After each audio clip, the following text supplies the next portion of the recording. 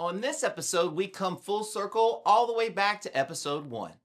My guest is BJ, who not only helped me accomplish my first goal, starting a podcast, but now helps me complete my second goal in recording 100 episodes.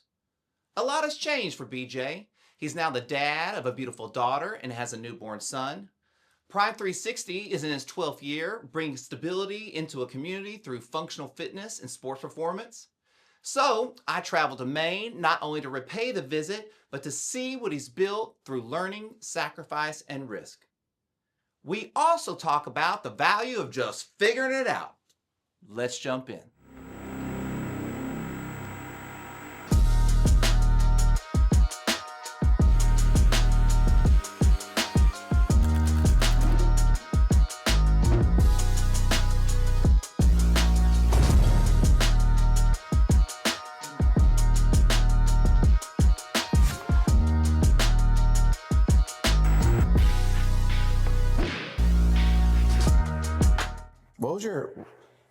What was your initial thought when I was like, hey, do you want to be on a podcast? What did you initially think? From round one?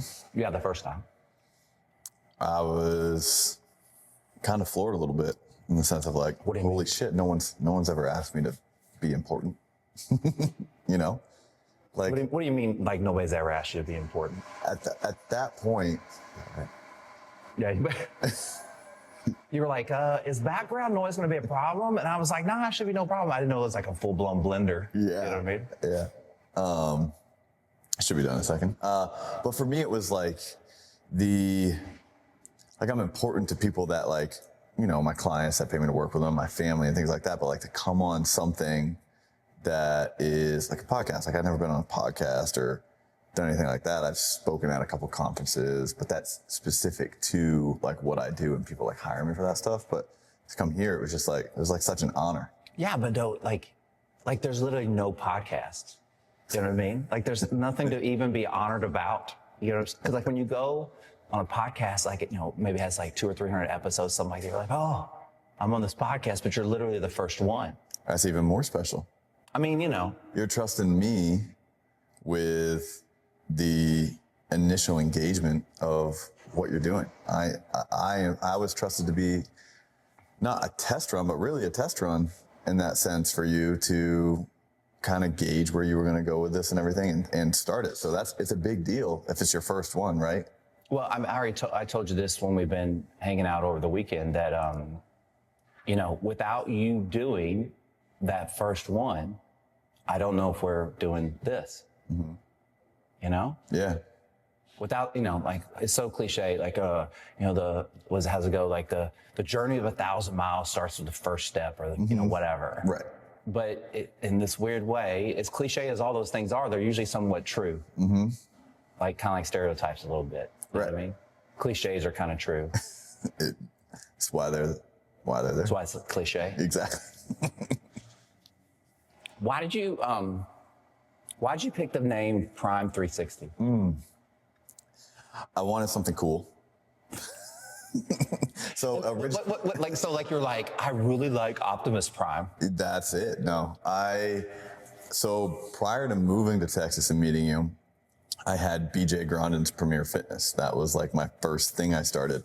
I was an independent contractor at a gym outside of Portland. And then I had some people up here in my neck of the woods, like, hey, we want to work out. Can you do something for us? So I just created something. And then I ended up moving to Texas and abandoning that. But in some learning through that, I didn't want anything attached to my name anymore. Right. I wanted it to be something bigger than me. So I spent a good amount of time figuring out what it should be. And I wanted, is it an acronym? What it's called, like SCUBA, self-contained underwater. Yeah, like acronym. Okay. So Prime 360 is an acronym. Oh, I did not know that. What is the acronym? Performance and restoration in movement enhancement for 360 degrees. Fancy. Very fancy, but not many people know that because it's just evolved into becoming Prime 360. Yeah, it's like I kind of, so I'm assuming you are BJ because your dad is Brian Sr. and you're Brian Jr.? That's a great assumption. That's most people, but it's actually not accurate. Okay, so why are you BJ? So I'm Brian Joseph, and my dad is Brian, but he's Brian Derek, so I'm technically not even a junior because we have different middle names. But Brian Joseph is the BJ. Dang. What other names did you try to, what other words did you try to fit in for the acronyms? Like, cause I'm sure did you come up with the word first or how did you come up with the acronym part of it? I wanted something that encapsulated athletes, encapsulated general population, people who just want to feel better. And then the movement kind of like philosophy that we have. So performance was for the athletes, restoration was for people who want to kind of restore and feel better, using movement as a restoration. And then movement was part of it. So I had the P, the R, and the M that I knew I wanted. And I was like, okay, what words can I spell with this? Perm. So yeah, Perm 360. Perm 360, yeah. Prom, My mom. Prom 360. My mom is a hairstylist, so perm might have worked out really well. Well, she can open a place called Perm 360. There we go. I think we should do that. Just put it in another one of the rooms. Let's have another office in. It's like, so, okay. When you're working as an independent contractor here, and you're getting ready, why do you go to Texas at that point? Just to work at UT? Just what were you doing? Yeah, I'd met Logan Schwartz at a conference. And Logan is also a gift fellow and a mentor. So you met Logan at a conference. And he was saying these things, and I had talked to him and probably 4 other people at that conference. By the way, which my mother doesn't know, so she doesn't see this. I slept in my car that night because I didn't have a place to stay. I didn't have money or anything like that. So I was just hanging out with everyone. I was down there to network and learn things. Hang on, back up though. So you're telling me that when your mom sees this video and she finds out... Not when, she's not going to. Oh, she passed away? No. I was like what? She doesn't need to know about it. We don't need to. Oh, okay. I'm glad I was like, I swear, like he just talked about his mom the other day, and I was like, am I so rude that I can't remember that she passed away or whatever? Okay.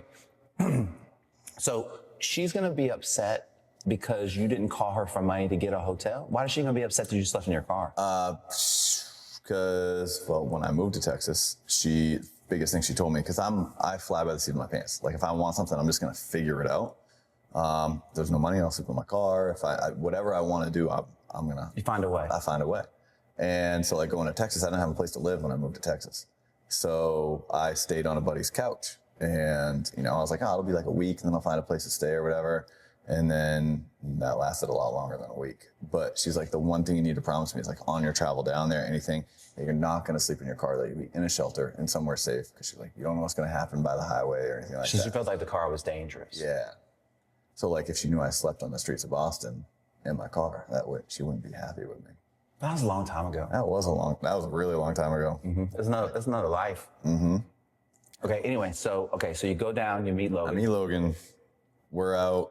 So he talks at a conference. I'm like, well, why are you doing it this way? Because I would do it this way. He's like, yeah, I would do it that way too. And I would do it this way and this way and this way and this way. Give me like all these variations. I'm like, whoa, I don't understand why. But like, if you come from the Gray Institute world, why is the most important question we can always ask. So once I asked him why, and then he started getting into it, I think it fueled him a little bit, because that's what we're about, right? Is like teaching people the why, so we understand what true functional movement is, et cetera, right? So that fueled his fire, fueled my fire. I had to talk to Andrea Hudie at one time as well, who was at Kansas.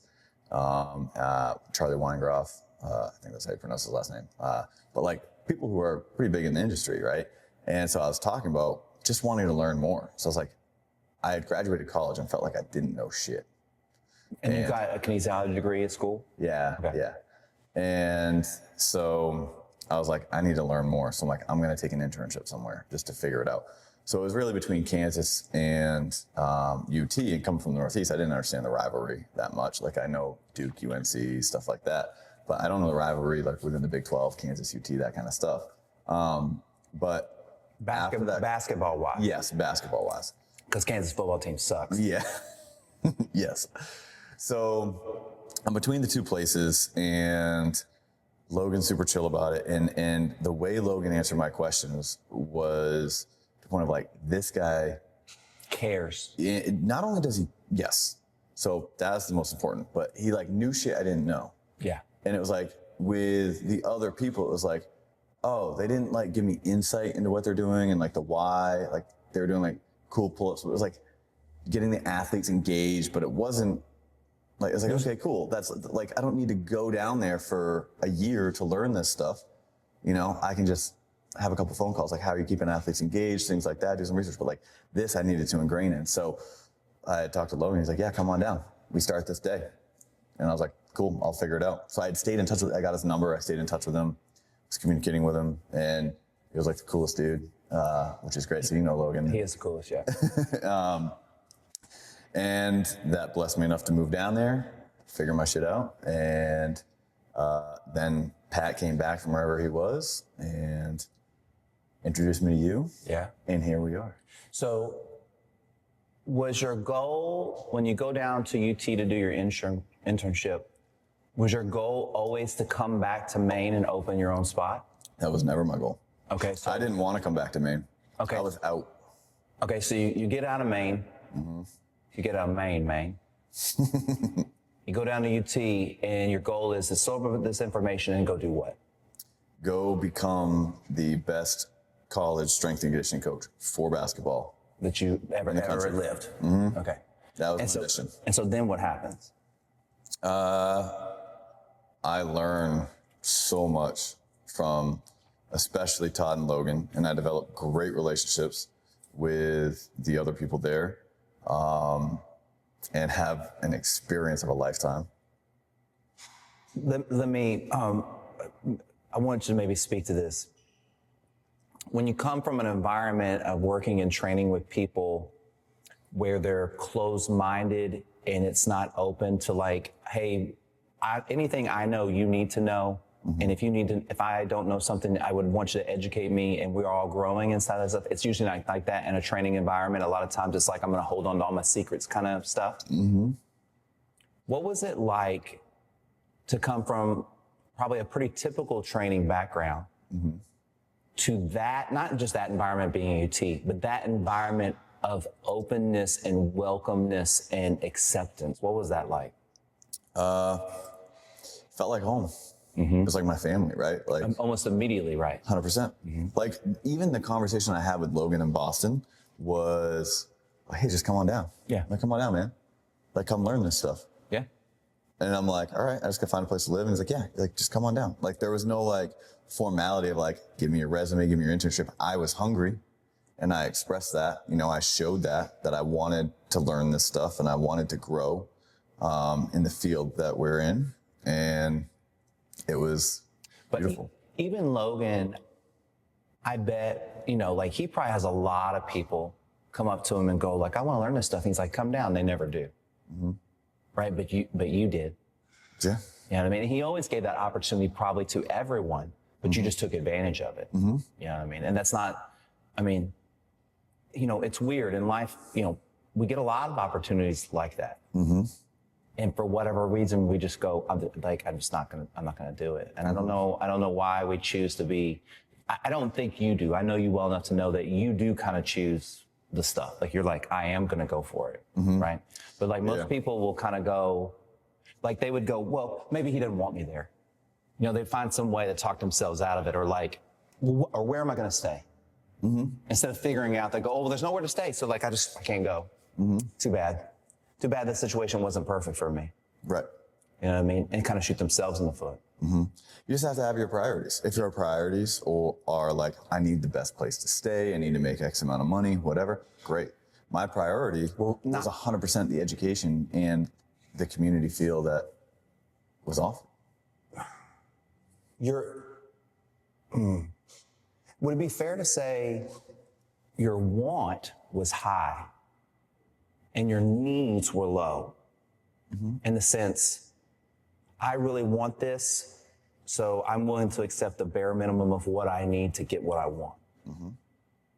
You know what I mean? Mm-hmm. And I do have to, like, I had so much support from my family. So going down to do this, like I didn't have a lot of money, right? So I had just graduated college, like who has money a year out of college? I was 1 year out of college. And it was, you know, my grandparents who, you know, not by any means wealthy or anything, but if I needed money, my grandfather said, you reach out and we'll figure it out. Because I wasn't going to go down for a full year. I was like, I only have enough money to scrape by and I have to find a job when I'm down there. but I only have enough money to scrape by until like first semester. And then everyone's like, you just got to stay. Like you can't leave. You just can't leave right now. You got to stay. Once you got there, I mean, everybody in the program, like you got to stay. Like Todd, Logan, and like the assistant coaches that were part of it, Rob, the equipment manager, like they were all just like, yeah, you just can't leave. Like it's just, there's more to do. And then you're like Pat, Dave, Chris, like the other people who were in the same situation as me, and just trying to soak up information, create connections, and be a part of this family. And it was like, okay, I just got to figure it out. So eventually I found a job and was training downtown on the side of doing this. This was my priority. And then training was the other thing, and just figuring out. So like the living situations I was in were not ideal. You know, I lived with one of the other guys, and he had just finished his doctorate, Chris, and I stayed in his living room on a blow-up mattress for a good month, 2 months, I don't remember.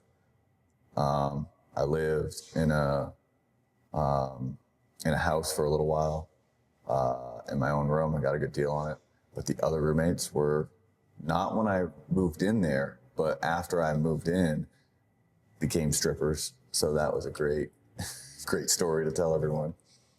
Like all of them? Wait, but Literally all of them. wait, but they were all male strippers? Mm-mm. They were the girls. I was the only male living there. I feel like I remember this story. Yeah. How'd you keep Pat out of your house? I'm just kidding. Who said I did? You can't, really, probably. All right, so one more thing I want to just touch on before I ask you this. Would it be fair to say, going into the situation with Logan, and this is like very much like life too, right? Like you thought someone needs to do an exercise or work a bicep or, you know, whatever it is. There's one answer, right? There's only one answer. There's only one way to do a bicep the right way, and that's bicep curls or whatever it is, right? And then you went to Logan, and you're like, well, I would do it this way. He goes, yeah, I would do it that way. He goes, but I'd also do it this way, and I'd also do it this way, and I would test it this way, and blah, blah, blah. And I remember being mind blown at the fact of like, there's not one answer to everything. There's not one solution to everything. And just from a body standpoint, our bodies are so complicated that there's going to be multiple answers and different answers for every individual person. But then you think about that, and that's just life in a nutshell too. Right? Like the answers for you are not always the answers for me. Right. You know, and we get so stuck on, I have the right answer. And then hopefully you meet someone like Logan, you go, oh, like maybe I should be a little bit more open-minded to this whole thing, you know? Okay, so you're at UT, and like we're friends at this time. I don't remember. How do you end up leaving and getting to Maine? So staying for the summer, I wanted to come up and make some money. So I had clients up here, previous ones that I worked with, a lot of athletes in the area wanted to. From when you trained a long time ago? So I'd wanted to come up and work with some athletes up here, and then I worked with some general population people. So I just came home to work for the summer to make some money to then go back down. Or if I was fortunate enough to get a job. So at this point, Chris has gotten a job. Dave was staying, Pat was staying, but I think Pat ended up getting a job shortly after I left. I think he worked at Train for the Game, didn't he? Yeah. All right. So come home to work for the summer. My sister's 11 years younger than me. Okay. And we have a really tight knit family, right? So you met my father in here. My sister would have been in here training as well on Friday, but she's out on her honeymoon or whatever.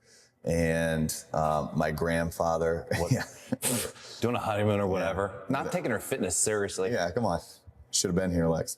And my grandfather comes in here to work on stuff as well. My grandmother's come in here. My cousin comes in. So like we have a really tight knit family from my grandparents down, really close. And a lot of people know that and respect that about our family, which is great.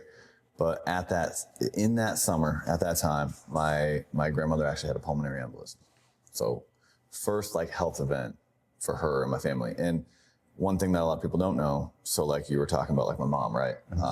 And so my mom has I think 4 years older than you, right? So like, something like that. yeah. So it's like, she's very young. Like we're friends, right? So like, I'm kind of friends with my parents too.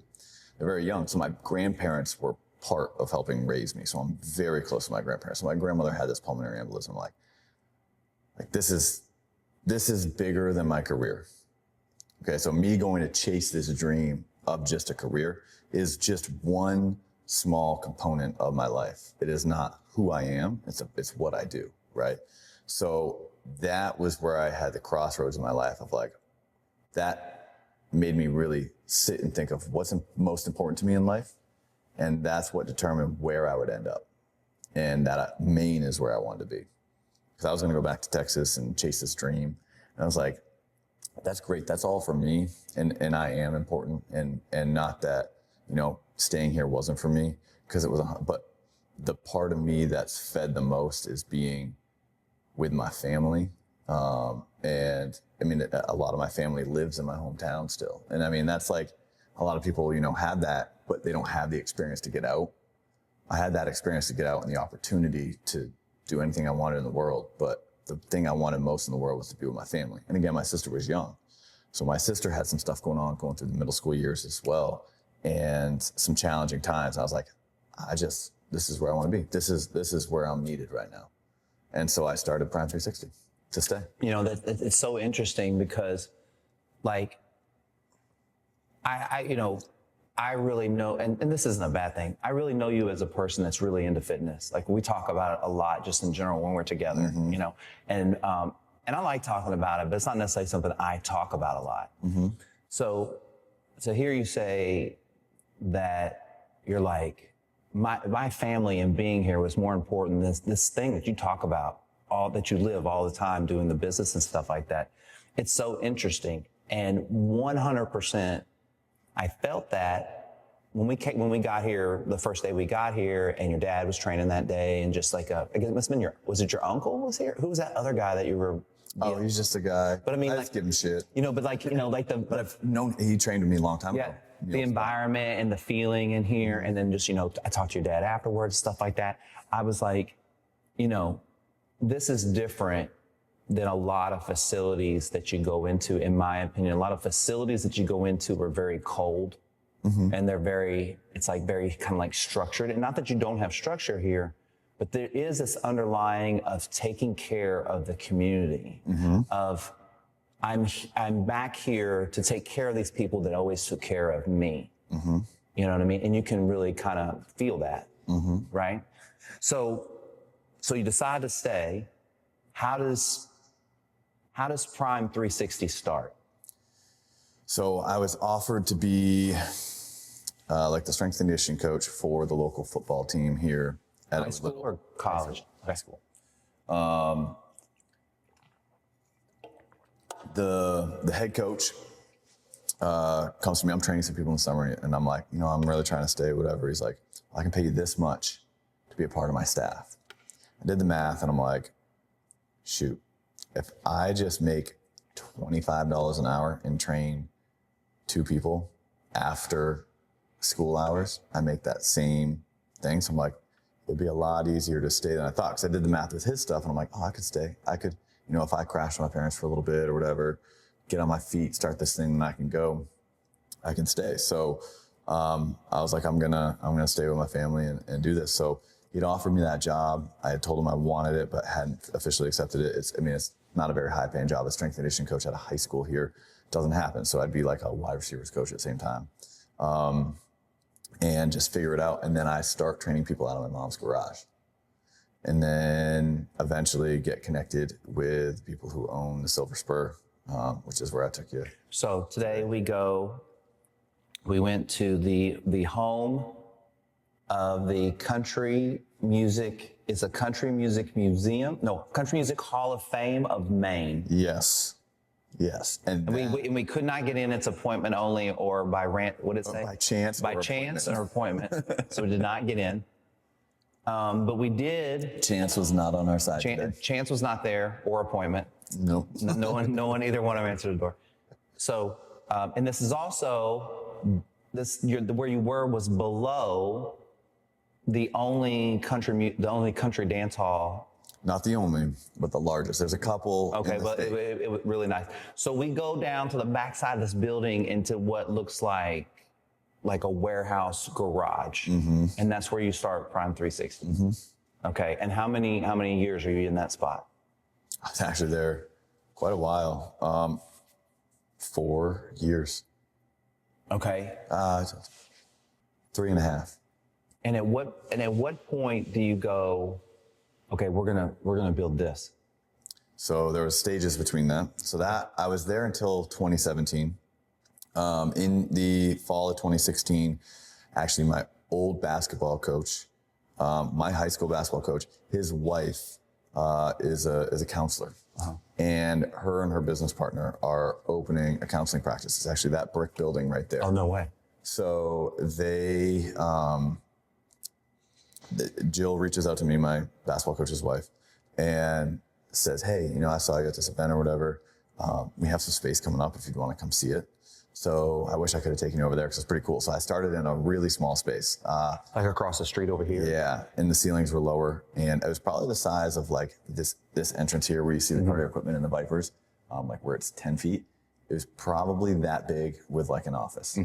That's it, a fairly large office. And that was it. And then like a year goes by and we knock down a wall and go into another office room. So we double the space that we have. And then 2020 comes and we're looking to take a separate entrance. So we're like, well, we're going to rent this other room, but we can't knock a wall down because it's all cement. So we just have like an entrance into that room with like our stretching cage, and that became like what's there. And Like a mobility room or something. Yeah. Yep. And then, so we did that. And then while I'm there, actually that other gentleman that you met, that I said I just give him shit all the time, he owned this piece of property and there, he was going to build office buildings here. And it used to be an old hair salon back in the day. There was already a building here. There was a building here. He had it demolished because it was not livable. Crap. It was not able to be resided in or to have anything in it. So he knocked it down, the city, whatever. He had the land. He was going to build office buildings here. But he's like, 2020 came and he's like, no office buildings. So he's like, you ever think of expanding? Like, what do you think about that land over there? I'm like, I would love to expand. I'm like, we're outgrowing this place. And he's like, yeah? He's like, you want to buy it? I'm like, yeah, $10,000. He said, add a zero. And I said, okay, here we are. Okay, so he's like, I'm going to sell you that plot of land for $100,000. And I'm assuming you didn't have $100,000. Not in my back pocket, no. So I had to, I then took the stages to figure stuff out. So we took a while to figure that out. He was very patient with me in figuring so out. So you're figuring out how you're getting your finances together, right? Yep. To get this land. But now you have the land. Okay. Now you have to build the building. How do you get to the building? Because that's another huge expense, right? Excuse me. Yeah. Building was expensive. I learned a lot through this process. At the time, I was training an excavator, a guy who owns an excavation company, construction company, which was great. One of my good friends that I grew up with, played football with growing up, everything. He's a builder. He does construction. So it's like, hey, Pete, you want to build me a place? He's like, I'd love to. And he gives me the best deal you could ever ask for to build this place. Sorry about that. He gives me a great deal. He's here doing all the work, and then he connects me with like where to get materials. He connects me to any other subcontractors I need. I basically contract it. You were the contractor.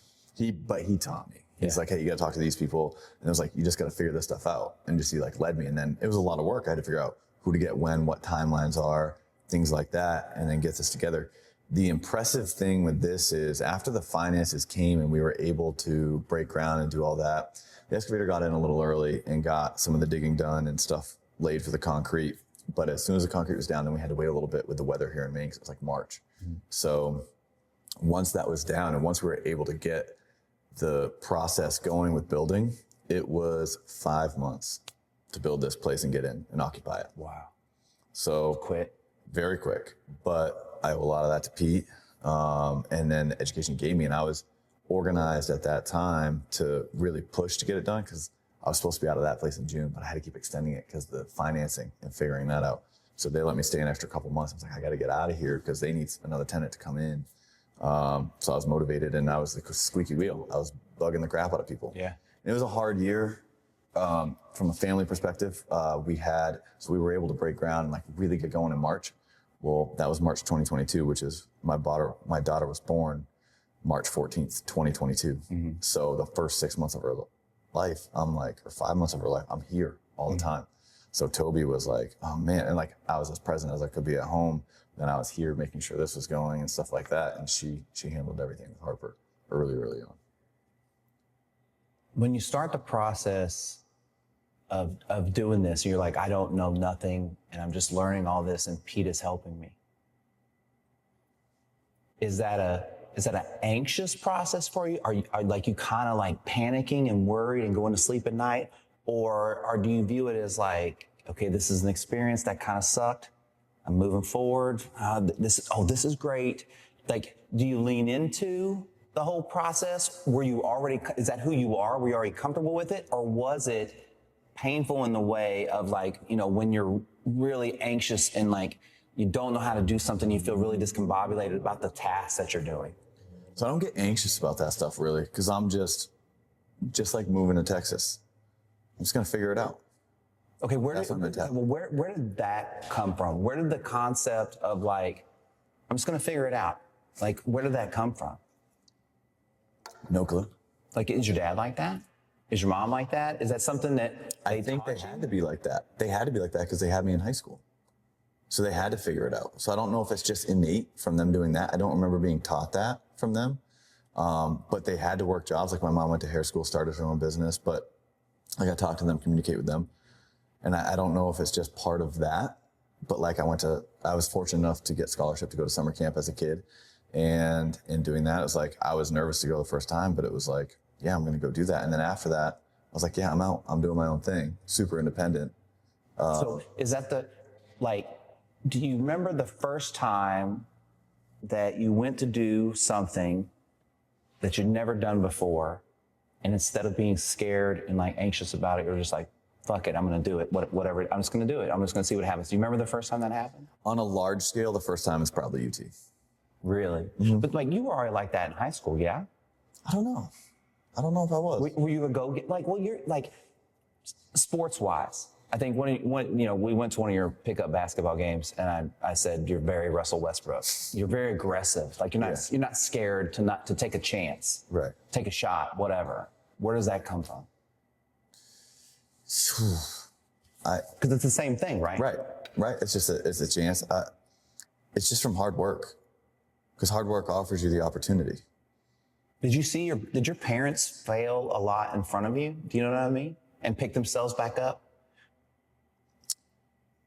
I wouldn't. No. You know what I'm saying? Yeah. Like setting that example of I just know dust yourself off. I'm fine. Like, just to go do it again. You know what I mean? Yeah. I mean, I didn't see that. I guess I remember my dad had this really gnarly injury at work. My dad's one of the hardest workers I know. And I get a lot of my work ethic from him. And my mom works extremely hard, and she was a hard worker in a different way when I was growing up. And now, in her career shift, we talked about this, she's doing like real estate now and has a hair salon. She's really hardworking right now, as well in her career world. But my dad had this really gnarly injury. So it was like his arm was like you could see the flesh and everything. And he was like, he got caught in a machine at work, and like luckily someone was there to like turn it off. Otherwise he would have been like without his arm. Yeah. Yeah. And he was just like nonchalant about it. It was just like, oh, it was an injury at work. Like, I just got to get it taken care of. But like, that was in front of me, at least. I don't know how he was behind closed doors, and like, if he didn't want me to see him be hurt or anything like that. But I know they were really hard workers. And then in studying the little bit I know about confidence, because it's not something I study a lot, and then talking to my wife, who works a ton on like instilling confidence in her athletes, preparation provides that confidence. And in high school, I actually wasn't a really good athlete. I didn't start on my high school basketball team. But if you put me against any of those guys when we were like 25, I would have competed with all of them a bit better. I mean, even 22, 21, 20. But part of it, I was a late bloomer. But it was, I had to work my ass off to earn any But minutes. did you have that? Did you still have that really aggressiveness drive, that competitive drive in high school when you played sports, even though you weren't as good as everybody else was? Defensively, but I was scared to take the shot on offense. Oh, really? I was. So, but that's different now. Very different. When did that happen? I think I noticed it in college. I was playing pickup basketball. And I mean, I was good at academics. Academics came easy to me. So like that, I didn't have to worry about. But when it came into things that I was more passionate about, because academics I didn't really care about, it just came easy to me. But like, I was very passionate about sports. You tend to get like a little timid. And then it was like, there were a couple Maine football players that would come up and they would watch some of my games. Like I'd become friends with them. And then they would actually provide me with some external confidence. I was like, oh, these really good athletes that I look up to athletically are saying that I'm a good athlete. I'm like, how does that make any sense? Right? I was like, oh, I must be better than I thought. And then I started to have more confidence. And then I learned to develop more of that on my own. They were only there my freshman year, and then all through college I had. Yeah, but I feel like there's this overall thing, even like in your entire life, of like even starting this business. It's like taking all the shot, and it's like, it's like taking a shot. Like this is, I mean, okay, this was a huge risk, right? Yeah. Like a huge risk. And then you have a baby. You know what I mean? But to me, so it's funny. So my wife's cousin's husband, basically my wife's cousin, who we're really close with, they're same age as us. We're really good friends with them. His name's Chris. He at one point was like, you've got balls, man. Just like, because I started this smoothie shop or whatever too. And then this building and Prime and like just with a family coming and all that. It's like, just like all this going on, like because he has a really good secure job. Like he does well for himself and everything. And I really look up to him in that standpoint.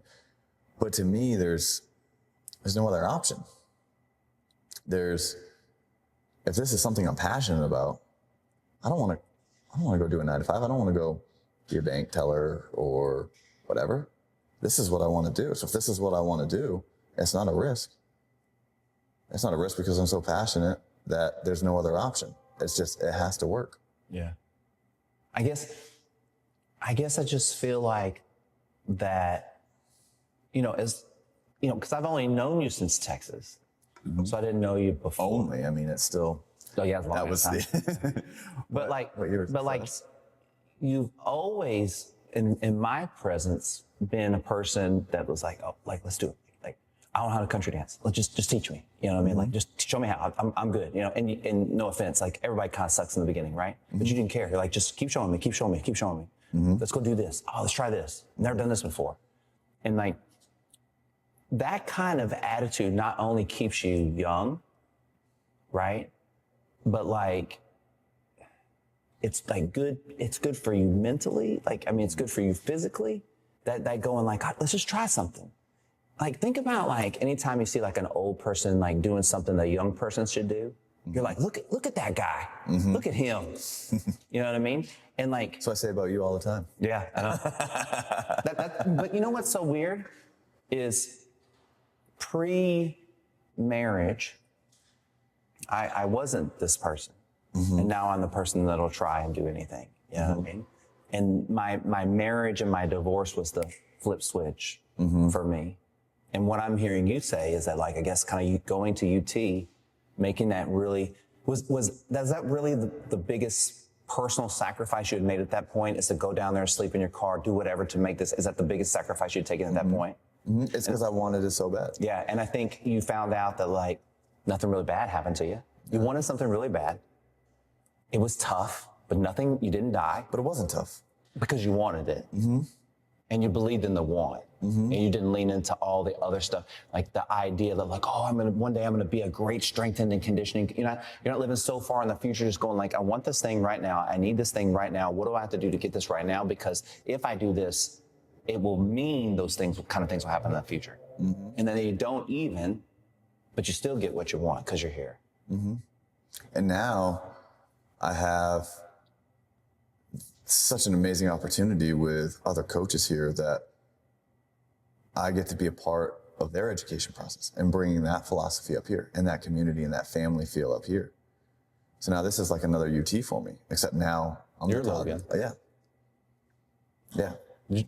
I mean, Logan, who would have thought? I mean, I wouldn't say I'm on Logan's level. I would love to be there. But to your point, your initial meeting with Logan, you were like, I felt wanted and accepted. He was like, anything you give me. He didn't give you any education on fitness. He just welcomed you. And then that's what you're doing here.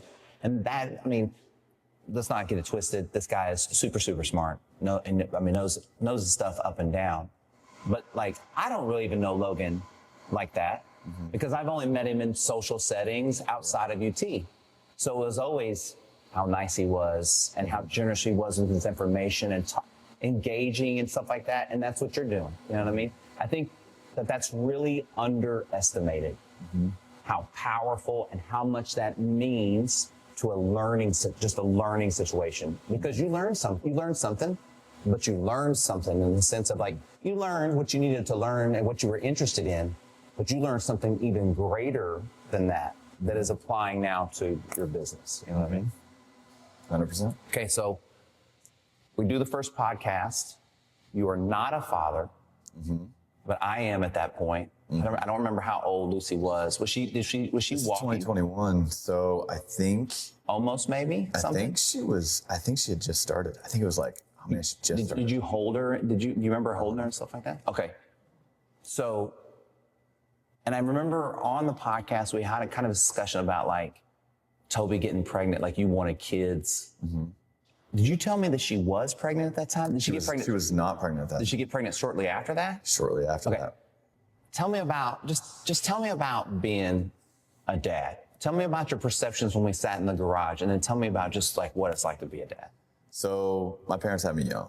So I wanted to be a younger father. I love hanging out with my parents. They're fun. They were parents until I got to a certain age, and then they became friends, right? And I wanted that for myself. And so when I knew when I graduated high school, I wanted to be a dad. Like, what dude says at 18 years old, I want to be a dad? Yeah. Like, that's what they're looking forward to in life at some point, right?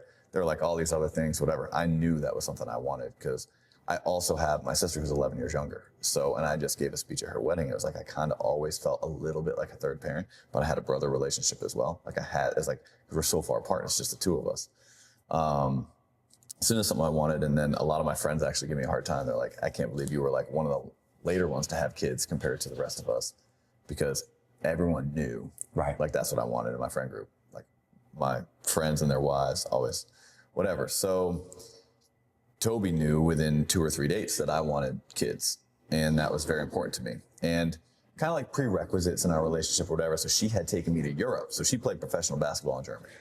And she had taken me to Europe to show me that. So we went to Barcelona. I actually got engaged our first day in Barcelona on this important trip in 2019. 2019, yeah. And then we go to Texas, or we go to Germany, like visit all that.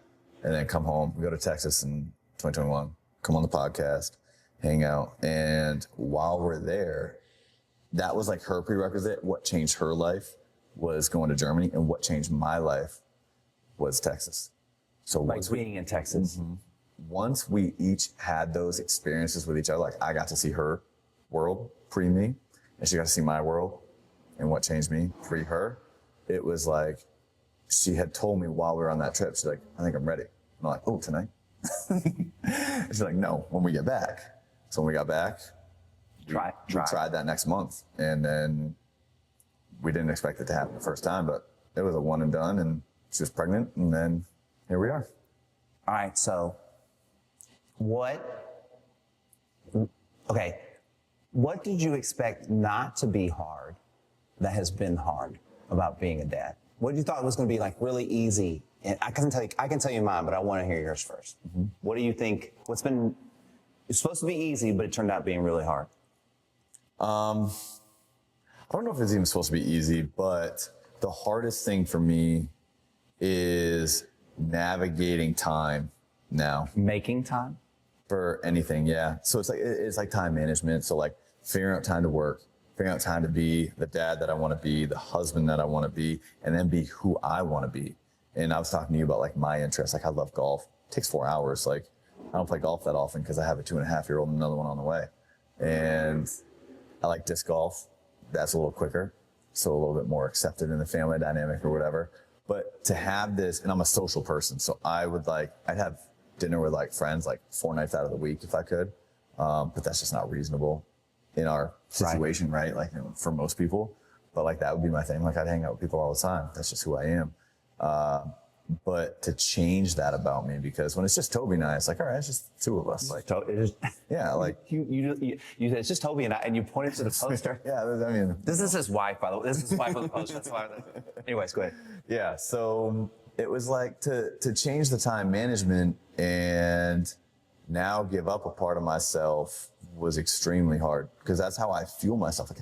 Like golf and skiing are probably 2 of my favorite things to do. I'm really bad at golf and I'm pretty decent at skiing. But I really like them both. Golf takes 4 hours, skiing takes a whole day. So I'm just going to abandon Toby for a whole day. And like, I mean, it's necessary at times because I do have to fuel myself. That's what fills my cup to be the dad and husband I want to be. But it's not just whenever I want now, you know? So do you ever have any guilt about filling your cup? Yeah. Do you have to talk yourself out of it? That's what I have to do. Yeah. Yeah, because you go exactly what you said. I need to do this so that I'm a good dad. Mm-hmm. But it's still at the same time, we just had this discussion about not taking time away from your daughter. Right. So you're taking time away, which you don't want to do. Right. To be a better dad. So the time with her. But yeah, I do love being with her too. But right. I think what happens with people is they feel like the more they sacrifice, the better parent they are. And that's just not true. Right. There is a level of sacrifice, but it has to be sacrifice under like good conditions of you, not sacrifice under like you being at the lowest level of, you could, you know, like just no energy, no sleep, just like, just not good for your child. You know what I mean? And like one hard thing is I actually enjoy this chore, but mowing the lawn. Like my brother loves mowing the lawn. Yeah, it's great. It's kind of like meditative. I mean, it's all right. But I mean, I have a riding mower, so. Oh no! See, if I had a riding, my yard. You have a good sized yard too. My yard is like the size of this, and then like I have a push mower. Right. And my back hurts. Yeah. So like I like doing that, but I used to do it when Harper would nap, and I'd try to find it around a nap time. But then she started waking up from it. I'm like, oh shoot! So I can't mow the lawn during her nap. And then she wants to be outside playing with me when she's awake. So I'm like, when am I going to mow the damn lawn? Right. You know? I gotta do this thing so we can keep playing on it. But just side little things. For me, the hardest thing that I thought would be easy, when she gets sick, I'm a giant wuss. Like you get man. I get very helicopter parent. I'm like, is she okay? Is she okay? You know, I'm like, she should sleep in bed with me to make sure she stays alive. Like that she doesn't stop breathing. Like and it can just be like a cough or like a cold or something like that. But the rest of the time I'm good. It's just when she gets sick. You know what I mean? And like, I just thought with everything else being as easy as it was and me understanding what it means to be a parent, that her getting sick wouldn't be a big deal. Mm-hmm. But like, I'm literally like, I tell my girlfriend, you have to take care of everything. Like just keep me updated if she's alive. Cause I can't watch her be here. I hate when she's sick. Mm-hmm. You know, just seeing, you know, you can just tell, you know, when someone feels bad, how bad they feel, and kids, and we're all kind of helpless to sickness, but they feel more helpless to me. Right. You know what I mean? Especially when they're little cause they can't express it. Right. Like that, you know? Right. Yeah. Harper had her sicknesses this winter and it was like, I'll just sleep in her room. Her and I slept 3 nights on the floor in the living room. That's what we did. So that way Toby could sleep a little bit and everything. But I don't know if I've told this before. My daughter was sick for like 21 days and I was sick for 21 days. We pretty much slept together for 21 days because I was like, I don't want her to die. You know what I mean? And I'm not going to get out of bed to check on her. Right. You know what I mean? So I'm just going to put her in here. Put her in here. Yeah. This final segment is brought to you by HeyJustBe.com. I believe that achieving balance in the mental, physical, and metaphysical aspects of your purpose through learning, serving, and creating can transform your life into one you truly enjoy living. Want to learn more? visit www.heyjustbe.com. All right, so how I usually wrap this thing up, you wouldn't know this because it was a totally different podcast when we started and we didn't do anything besides just talk. Is I ask people what do they do to just be the best versions of themselves so they can be good for everybody else. And we've kind of talked about this a lot, but like maybe you could talk to the why, like we had this conversation yesterday. Why is it so, you are taking a whole day away from Toby and Harper. You are taking 4 hours away when you go play golf or whatever. But why is that so important for you so you can be good for them? Mm-hmm. It's who I am that it feeds. So I am someone who enjoys being active, enjoys being competitive, and enjoys being social and having quality time. So if I look at like love languages, right? Like quality time is big on mine, but that quality time doesn't necessarily need to be intimate one-on-one time. So I get my time with my friends when I'm being competitive and active. So not that I'm sprinting up and down like the basketball floor or anything like that, but when I, like basketball though, I go to play with a couple of my buddies. That's why I'm on that team. There's draft leagues around and things like that. And Toby's brother has asked me to play in one and he's like, I'd draft you and that would be great, but it's just too far away and things like that. But I want to be with my friends. Like people have asked me to play softball. They have a softball league in town, which I used to play softball with like 10 of my friends. Like 10 of us would get together, go play adult softball. That is perfect for me because then we're hanging out, we're spending quality time, and I'm doing something active, which is something I associate with, and I'm doing something competitive because I love to compete. So that all feeds who I am. And when I feel good about feeding who I am, then it's like filling your cup to fill others, right? So like I'm well fed, so then I can go take care of everyone else. I can go hunt, feed everyone else. Was there ever a point in your life where you didn't do that? Where you didn't? Because we talked about that, you're really empathetic, maybe to the point of enabling, right? So was there ever a point where you didn't fill your cup and then you're trying to take care of all these other people and it's just failing all over the place? Or not really? In all honesty, yeah, but not until we had Harper. Yeah, that was the shift in my life. And like Toby was, I can't blame her because I'm really freaking cool, but she loves to hang out with me. She loves to hang out with me, right? Y'all own this business together. Y'all work together. Mm-hmm. Yeah, she's gotta love you. She's gotta like you. She's stuck. Yeah. But she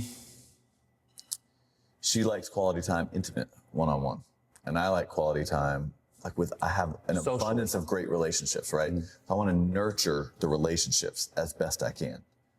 And so it takes time to nurture those relationships. And it takes time away from her, away from Harper, away from our dog Hooper, who is very much ingrained in our family as well. So since having Harper, there's another person in the mix. And then she has her needs and we have to keep her alive, right? She can't survive on her own. And then Hooper, right? Like he needs to get his walks. Like you've seen him, like he's an active dog. Like he needs to get his walks. We took him for a walk yesterday. So fitting it in for myself has been difficult and I do it as best I can, but I make myself the lowest priority normally out of the 4 of us in my household. And she's pregnant right now and Harper can't take care of herself. So like, you're like, well, who am I to go do this? But then when I am home after I do that and I get that for myself, you're better for everyone. I'm so much more present. Yeah. I'm less overwhelmed. I'm less like, I need to do this thing. But the beauty is Harper's getting older now. So I take her disc golfing with me and she does pretty good. Hooper's really hard to take disc golf because he likes to chase the Frisbees. Well, they're not Frisbees, they're discs, but he thinks they're Frisbees. So I would say it's more recent and I've struggled with it. So speaking of like just being like, I've picked up counseling And, Toby and I have done it together. We've gone separately, things like that. It's been amazing. I basically call it it's like personal training for your mind. Mm-hmm. You know what I mean? Like people come to me for the physical, but I need to go to someone for that mental and emotional side because I don't have the understanding. And another fun fact about me, I had a couple concussions really close together in football in high school. And I do have some fairly significant memory issues, and Toby knows that actually John, when he was here, he was like, oh, you forgot an extension cord. Oh, that's just like you. Even though, that wasn't necessarily what we talked about, but people just that's what they associate with me. And it is what it is. I accept myself for that, but it's hard for Toby and things like that with memory. But that is something that is a challenge. I don't remember where I was going with that. Well, we kind of got in. You were talking about starting counseling and therapy and stuff. But okay, were you scared to go? No. Okay. I was invested. So why hadn't you gone before? Why didn't you go before that? Stigma. Okay. That's for people who are either mentally ill or going through depression or anxiety. So I had started before that. But then I've had some battles with some of those things in recent years, just because I haven't been feeling myself. And then with the workload, so like I mentioned, I'm not afraid to jump into anything. I want to start another business. Yeah, let's do it. You know what I mean? But the time that it takes away from all the other things, I don't necessarily think about before doing that. Mm-hmm. So I'll jump right in, but then I have to figure it out, mm-hmm. And I'm okay with failure. I'm not great with failure. I have a unique relationship with it, but I don't want this to fail. I don't want the smooth spot to fail. I want the building, right? Mm-hmm. I want that to all go well. If it does, I know we'll end up okay. But I don't know what the hell we'll do. So I know I need to make this work because this is what I want to do. Right. So it's something I jumped into with excitement, actually. And then it's been a good crutch for me in times that I need. And I haven't been always consistent with it. But I try to. Yeah. We were talking, I don't know when I asked this. I maybe asked this a little bit earlier, but you said, and you just kind of said this a while ago, that when I go and do this thing for myself, when I come back home and I'm in front of my family, I'm more aware, I'm more present because I have unloaded something, mm-hmm. right? It's kind of similar with therapy and counseling. You're unloading your mind, clearing the garage kind of mm-hmm. thing. But that type of stuff happens when you take care of yourself. Therapy is taking care of yourself, right? Going on a walk is taking care of yourself. Going on a hike, whatever, playing basketball, disc golf, whatever. Those are things that take care of yourself, right? And do you remember the first time that you realized that going to do these things and coming back home to your family made you a better dad and partner? Do you remember? No. But I think what brought light to it was counseling. Meaning what? She asked really good questions that made you realize you weren't taking care of yourself? No, made me realize that when I did take care of myself, she brought that light that was she brought the awareness to that, mm-hmm. that it was making you better, you were better. Mm-hmm. Was that an aha moment for you? Yeah, because I had significant guilt surrounding it. I was like, I need this for some reason. I feel bad. Toby doesn't necessarily love when I'm gone all day skiing. And I'm like... Well, and she fills her cup in a different way. Mm-hmm. She fills her cup because she likes time with you and maybe whatever, working out or whatever she does. Right. But part of her cup filling is you. Part of your cup filling is your friends, mm-hmm. which is totally okay, fine, normal. Which I didn't know.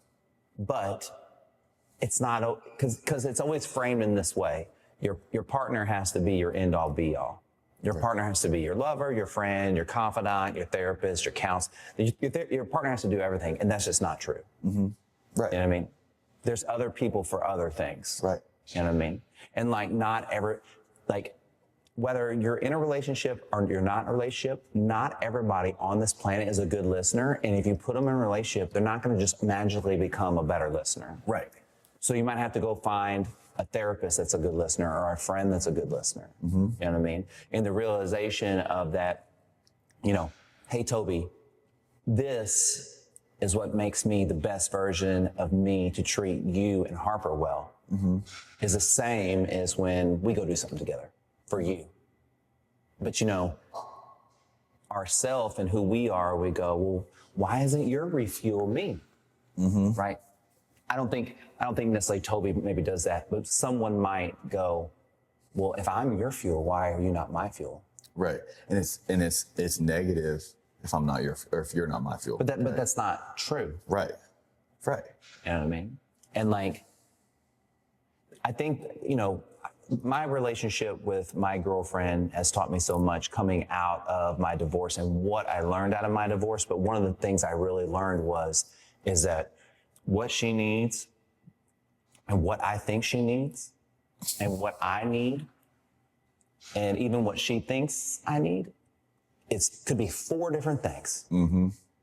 And the only thing that really matters is me knowing what I need and being able to verbalize that, communicate it to you, and you knowing what you need and being able to verbalize that to me, and me not thinking that you're lying to me about whatever you need. Right. Why would you do that? But my only experience is women that I've dated, and like a lot of times they're kind of like, well, I know what you need. But I'm sure guys do that too. Guys are like, I know what you need. Right. People in general are like, I know what you need. Yeah. You know what I mean? We don't know shit. We don't, yeah. You have to ask. Closed mouth doesn't get fed. Why? Ask the why, right? Ask the why. That's right. All right. Theory of life. Okay, so what do you think about this, like, second time around? Smooth. This is great. I appreciate you coming here too. This is really cool. It's cool to like show you, because I've seen you in Austin 5 or 6 times. Well, you were living there, and that's where I lived. That's a good point. That's valid. I mean, I've never even been to Maine before. And look. No. Okay, so we're invested enough that we've been talking about this for quite a while. Yeah. We're invested enough to come up here and experience this. I mean, I know, like, for your podcast, but also for me. Well, but let's not get nuts, because also, since I've been up here, you haven't let me pay for anything, right? Then let me pay buy for me a perfect bar today or whatever. And then the Sun Cruisers. But I mean, you totally like. But we're going to the most expensive restaurant in the city tonight, and in Auburn. In Auburn. Yeah, Auburn, that's right. But it's a pizza joint. So no, but the point being, look, is that, like, and we kind of talked about this, like, it's the whole concept of my podcast, just kind of on this bigger level. Like, I bring people into my home, I feed them, we talk blah blah blah. I came here and you just made me feel so comfortable, so welcome, so just like, like, just do what you want, like, taking care of me. And I've already told you all this, and I'm so grateful that, for everything you've given me when I've been here, and it's been just the best time. Good. And like, I'm super grateful for a lot of reasons. I'm super grateful that you ever decided to do this the first time, because that got me to here. I'm super grateful to come and see your facility and to see it from this end, and to, again, I mean, I live in Texas, but pay back at least one of the times that, you visited me or whatever. And then, just all your hospitality, and, Harper's been so great. We've been taking making you dance. We've been dancing together, taking naps together, riding in the back seat together. What else? She asked you to do everything else. She makes you cupcakes in the morning, not real cupcakes, blocks that are cupcakes. Yeah, but then she was talking to you and she was using my name, but then when I'm in the room, she's like, that guy over there. Yeah, that guy over there. So this morning, side note, sidebar. She's like, I made Scottie a cupcake for when he gets up. Blocks. She made blocks. Yeah, there were blocks. There were blocks that she put together. That's his cupcake, and she puts it in a candle to cook it. Candle's not lit. Don't worry. Yeah. And then he comes upstairs and he's sitting in the living room, And she's like, I made that guy a cupcake. Like, who is that guy? You just said his name. Why is he that guy now? You're like, other than Scottie? Who? Is there? At least she's progressed from that dude. She used to say that dude, not that guy. That dude over there. Who's that dude over there? What does Lucy say? Lucy goes, no, she says that guy. But she'll be loud. And she'll be like, what's that guy doing over there? I'm like, hey, settle down. You're going to get us kicked out of this church. I'm just kidding. Well, dude, It's our like, trip, man. hey, I'm so incredibly grateful that you did this. Thank you so much for grateful. everything. Thank you for having me, man. And you know this. Did we hug? Did we hug the first time? We did. At the end of the podcast? Yeah. I don't know if we did.